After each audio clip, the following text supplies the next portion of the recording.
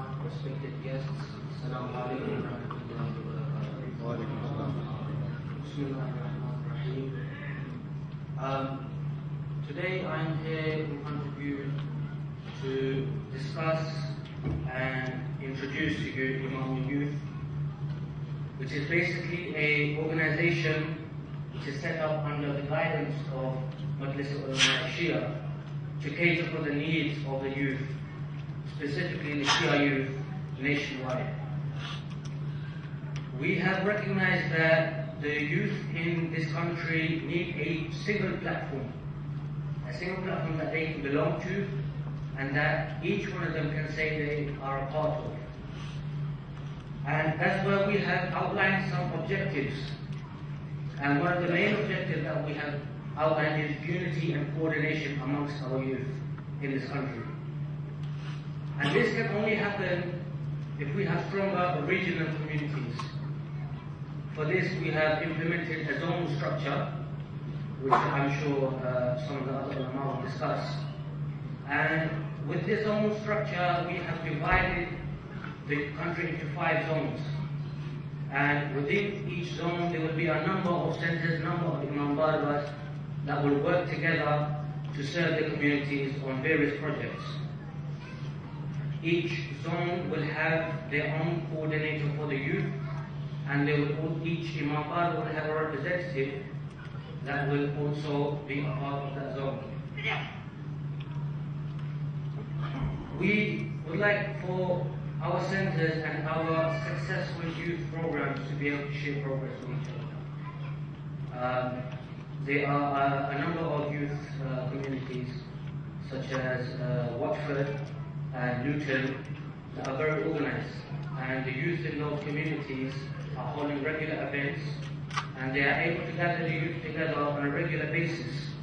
And what this does is it allows for them to be more connected to the centers, which allows for them to be connected to the ulama. And this is one of our greatest objectives, that our youth should be connected to the ulama, and they should be able to benefit from the wealth of knowledge that they have. And through the ulama, we are able to gain the teachings of the Ahlul Bayt, and we are able to implement them into our lives. So our greatest objective is that we are able to prepare the youth for the arrival of our Imam.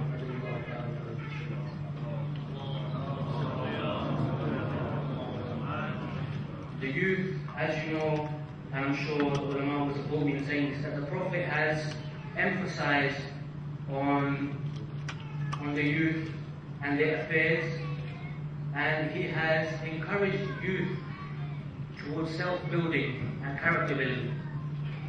And we are able to do this by allowing our youth to have more contact with each other, the ulama. This is because when they have more contact with one another, they are able to discuss, they are able to broaden their horizons, they are able to open their minds, and they are able to build bonds between each other. And what that leads to is brotherhood. Because the fact is that we need to be like true brothers to each other. We need to treat one another as if they are our true brothers or sisters, as if the elders are our mothers or fathers. And this can only happen if we are able to come together and unite, and we are able to coordinate with one another. We have to take the initiative ourselves. It cannot be left to anyone else. It is us that has to take the step, and we are the ones that have to take the initiative and allow for us to create ourselves a strong community and a stronger youth program that we have in this country. Assalamu alaikum wa rahmatullahi. أعوذ بالله من الشيطان الرجيم. بسم الله الرحمن الرحيم. وبه نستعين وهو خير ناصر ومعين. Without a long sermon, and with brief points that I have noted down for myself, to stick to the point. My duty tonight, this evening, is to give you an outline and a roadmap that we should adopt for the oncoming 2 years, the next few months, the next year, and for the mid-2015. Is it better for me to speak in English? More people are comfortable with English or in Urdu? Or English. There are 6 points that I want to very quickly touch upon that I've actually quickly noted down, and I will not go into detailed presentation. You can listen to me and inshallah look at the presentation. I had asked my daughter to actually prepare. She prepared something like 10 slides, and I evicted everything and said I will only mention 6 points and I will give details myself. When we took office, we all decided that we need to formalize everything. Our Imam Barkas started, the Hussainiya started with small houses, and now alhamdulillah they've gone into big centers. We have a few schools in this country. The Shias have 2 schools, unfortunately, only 2 Shia schools. Not Sunday schools, but proper schools. We need more schools. We have 1 college, we have 3 or 4 Shia institutions which are teaching, 2 main institutions that are teaching people to become scholars in the future. We are investing for our future in this country. We have halal meat stores with a lot of question marks. We have an infrastructure in place in terms of Imam Barkas, Masajid. There are over 100 Shia Imam Barkas centers in this country. 70 of these, if you calculate all the charities and organizations, then we have more than 350 in this country. The Shia. But the centers, Imam Barkas, that have a physical appearance outside, not just on paper, but physical presentation on the floor, we have over 100. Emerging communities are quite a few. We have now more than 25,000 Afghani community or the Hazara community in this country that has come within the last 10 years, and they have 34 organizations, mashallah. Our older brothers have 9 centers, our other communities have alhamdulillah a lot of centers. We have more than 70 centers in this country, 70 Imam Barkas of the Pakistani, Indo-Pak Pakistani community in this country. For that, we needed to formalize everything. I will be taking probably a few minutes more than my time, but I need to give an outline why we are doing what we are doing. Why do we need to gather? Why do we need to come together? Why are we all here? What will you be doing in the next session when you're discussing things? I want to lay down a few foundations for inshallah in your next session. Within an hour, you come up with ideas. We did not wish for it to be an open invitation for all centers. There were many Mabakas who were phoning up and said, we can bring a bus. I said, we don't need a bus. We just need the people who are responsible in that Imam Barka to come and attend. So this is only a very specified invitation with a smaller group to come and attend with very specific aims and objectives. I want to give you an outline. We need an infrastructure in this country. Everyone listening, inshallah? Do I have the attention of all the people present here? If you're not present, then say Alhamdulillah. Alhamdulillah, you're all present. Say Alhamdulillah for the pleasure of the Prophet Muhammad.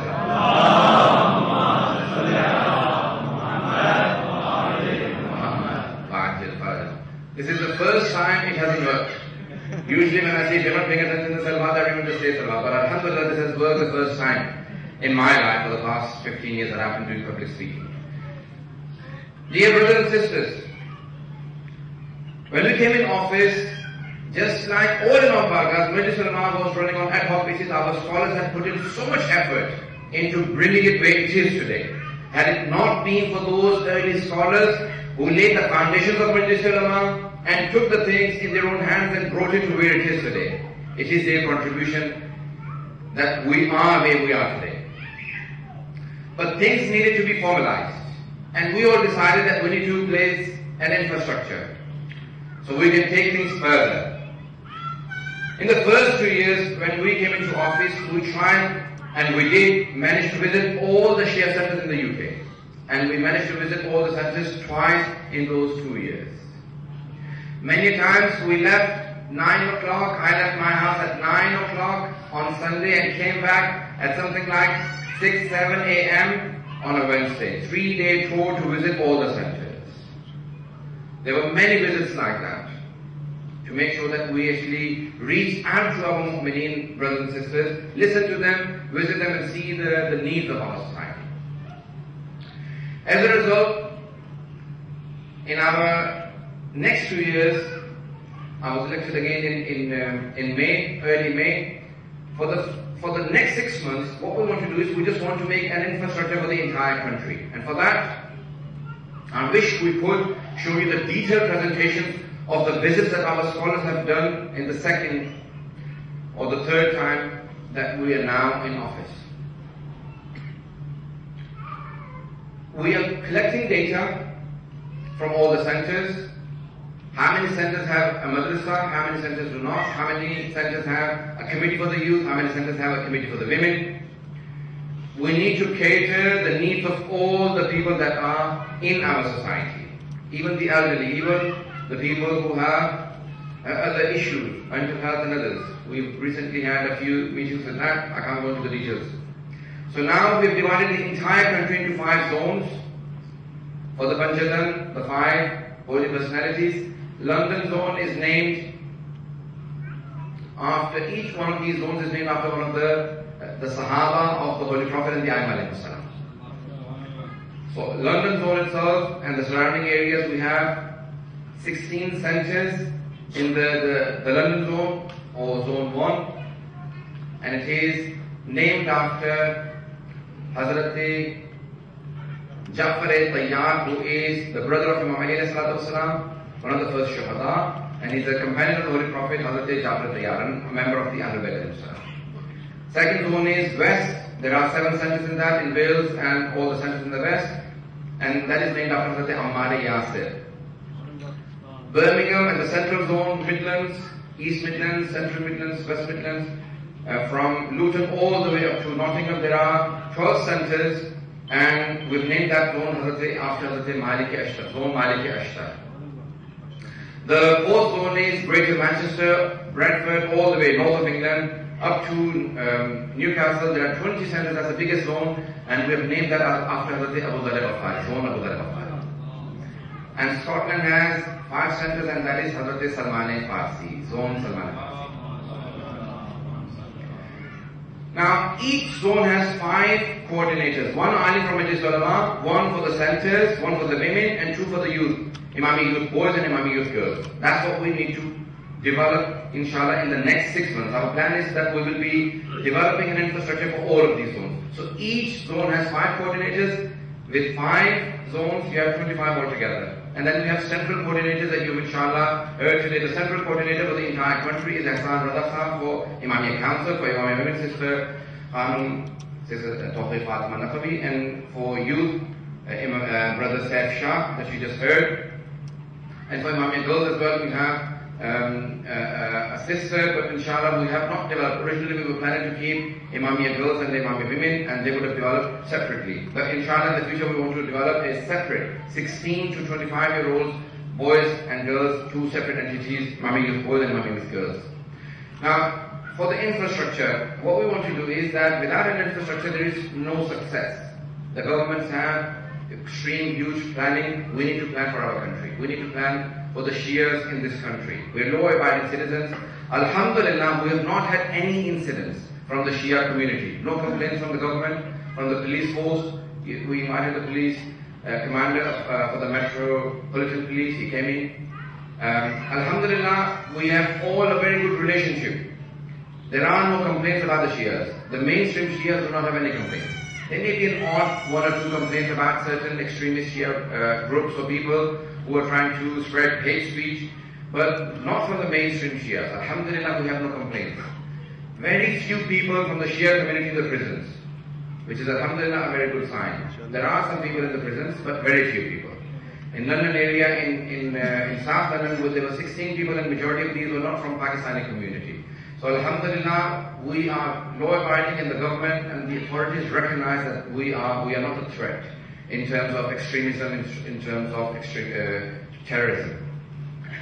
However, we still need to plan We need to take things further. Inshallah, because I don't want to take too much time on the first issue, but you will soon see the outcome. In the next 6 months, we need to plan an infrastructure for the entire country. Everyone in this so far? Oh, I'm not little big people. You will see, and our people, our brothers, the youth will be visiting your youth in the Imam Barkas all over the country. Our sisters will also be visiting, the ulama. We will now visit communities on a larger scale where we can actually communicate and formalize the infrastructure. That is our plan for the next 6 months. 2013 will be the formalization of the infrastructure, and 2014 will be the year of work. So the first 6 months is the infrastructure. Now, our next aim is to formalize a network with and between organizations. In the network, alhamdulillah, there are many organizations already working. Our Imam Barkas are quite active. They're doing a lot of work. We will not interfere with your day-to-day running. We will not impose anything. But there are many Imam Barkas that do not have Sunday madrasas. We can help you set up Sunday madrasas. There are many Imam Barkas that do not have the women committees. We can try and help you set up activities for the women, for the youth, study circles for the youth. There are many Imam Barkas which are very active, but there are Imam Barkas that do not have much activity for certain groups, for the women. Now, I went to one of the Imam Barkas in South London, and they said that we have a committee for the women, and for even the elderly women, the local government, the local authorities and the local council give you grants. There are so many activities that we can actually have in the Imam Barkas that only and only if we were linked with each other, we had a network between the different Imam Barkas, you would communicate with each other and you would tell each other what you are doing, and the others that are not doing anything on that path, they would benefit from you. We also need training for the Imam Barkas and for the ulama, the community leaders and the ulama. Many times our community leaders feel that they're up to the standards. The ulama also feel that we don't need any training. I have attended a number of training programs in the past 2 years. Counseling for the leadership, for interfaith, chaplaincy, prison services, mental health. There are all of these issues which we many times think we're all trained enough to do all of those things without any help from outside. None of us are infallible, and we all need to update all the time. The ulama likewise, and the community leaders also need to update. Continuous. In the Christian church, everyone paying attention? They have training every year, and the church pays for it. They tell the vicars and the people responsible that go for a training and we'll pay for it. Every 2 years, likewise in the synagogues, in the Jewish synagogues and the Christians, they have a lot of training, and there is no training whatsoever, and the ulama are expected on an average salary of £7,200 to pay for any training they do for themselves. We need to cater for these needs. We need to upgrade the ulama that are resident alims. Continuous upgrade is needed for counseling and for many other things. And if the people responsible for Imam Barkas do not cater for these needs, then we will be where we are. We will not progress any further. So we need to cater for all of those things. There is a lot of work going on already from other major organizations in the UK. There are a lot of youth organizations. What we need to do is avoid duplication. If there are some youth organizations, our youth organization, for example, Imamia Youth, needs to get in contact with them, do not duplicate anything. We started many things that did not exist. Alhamdulillah, there are many people doing them. We're really pleased that other people are following those footsteps. We started the Imamia, the youth camp. We did for 200 youth last year, and this year we had over 320 something youth that attended that camp. For ulama, we started a camp. We've had 2 camps for ulama. The syllabus that we printed. There are many things that we have done, and others are following. Teacher training we've done twice, and we want to do more teacher training. There are so many things that are needed, and people are not catering for them. We are willing to work with you, the organizations, and take them into the next stage. So far, do I have everyone? Yeah. I'm only finishing with the last 2 things. After seeing the bullish incident, there will be many new laws coming in from the police. You heard the Metropolitan Police Commander who came in. 5,000 new officers, and they've said to me that they will be looking for 2,000 Muslim officers. In London alone, they want 2,000 Muslim officers. Obviously, we need to plan how to tackle that. What are their motives? Obviously, they want better security. If they needed to tackle the Muslims, they want the Muslims to tackle the Muslims. How do we plan? How do we cater for our needs? How do we want to live in this country? Do we have a future in this country, or do we want to go back? How do we plan? How do we go further? I think we need to plan for all of those things very carefully, with a lot of responsibility, Islamically, and as community leaders, we are all responsible in it together. How do we take it further? I can't go into more details. You'll be discussing these things in your own inshallah, discussion groups. We are service providers in this country. We're doctors, engineers, factory workers, taxi drivers. We're all service providers in this country. We're not decision makers. We need to be decision makers in this country if we want to have a future in this country. Do not just provide services as accountants, as doctors and as businessmen. We need to make our own decisions. No one represents us. We represent ourselves. No one represents us. Not the Christians, not the Jews, not the Hindus, not the Sikhs, not our Sunni brothers, not the Deobandi brothers, not Salafis and Wahhabis. We, the Shias, represent ourselves. We need to make our own decisions if we want to live in this country. If you do not make your own decisions, others will go and speak in your place, represent you, make decisions for you, and they will tell you that this is the decision for you. When we met with the police, they said, we have some of the people who are representing you already. People who are giving briefings about the Shias who are not even Shias. How will they make the decisions about the Shias? So we need to go into... We have 5 Shia councils in this country. There are over 100 Sunni councillors in the country. There are 5 Shia councillors. We have 2 of them here. Probably 3 of them probably here. We need to have more Shia councillors. How do we do that? How do we tackle that? Will we go into the institutions and be used by the institutions, or will we represent our own rights in those institutions? Will we be like some of the people who are always used against their own people? Or will we be like Hazrat Ali ibn Yaqeen, who was the Prime Minister in Harun al-Rashid's army, but Imam Musa Kazim al-Islam used to endorse him?